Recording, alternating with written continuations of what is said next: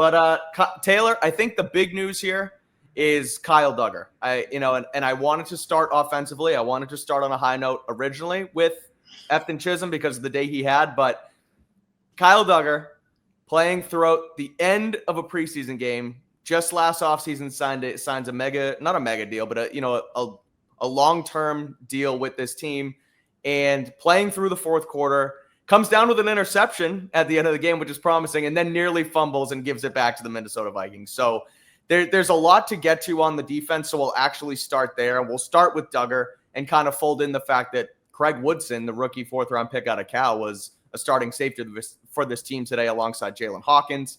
Jabril Peppers didn't play, so that's a bit of a caveat there. But Woodson continues to climb. Dugger continues to fall as we see he's on the field with, I don't even know who Minnesota's third-string quarterback was today, former UNH Minnesota Gopher undrafted kid. Picks him off, but... They pick him a lot, apparently. Max Braz, something? Brosnan, yeah, that's right. Okay.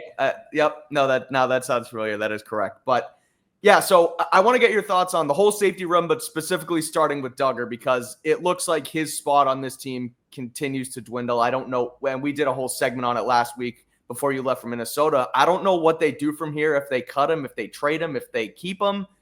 It's just kind of a cluster right now, and the fact that he was on the field through the end of the game says a lot to me on his standing with the team right now.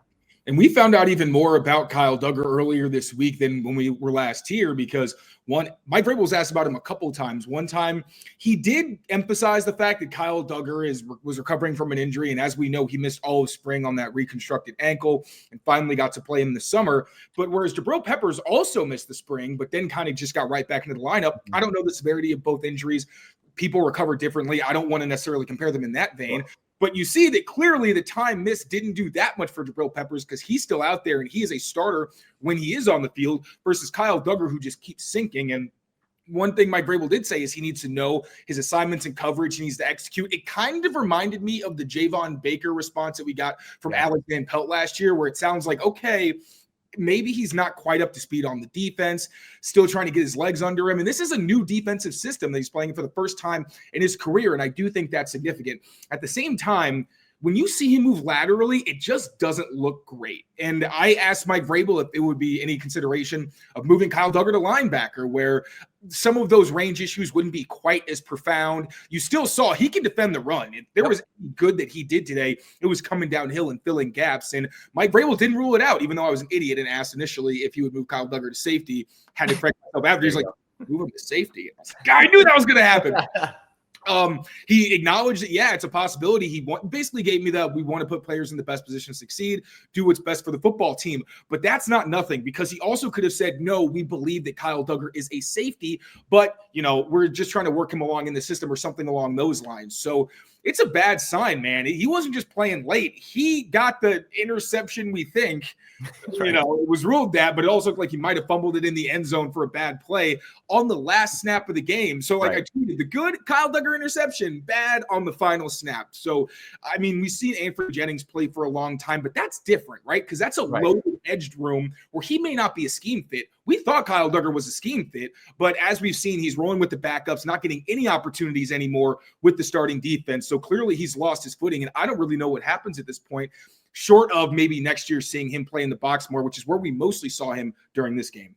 Yeah, it's definitely an unfortunate turn of events here for Dugger. I think that you mentioned an interception at the end. Watching it a couple times on the TV broadcast, if this wasn't a preseason game at the end of the game like that very well could have been overturned. That was coming out as his cheeks hit the ground, if you will.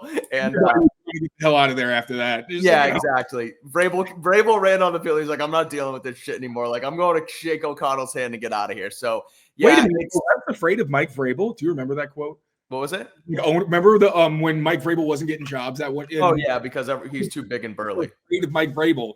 Yeah. Afraid of him too, apparently. Exactly. Yeah, the refs, game over. I'm not doing it. I'm not getting in this guy's way. He'll run me over just like he ran over a bunch of Vikings and Patriots during practice that you got to see while out there in Minnesota.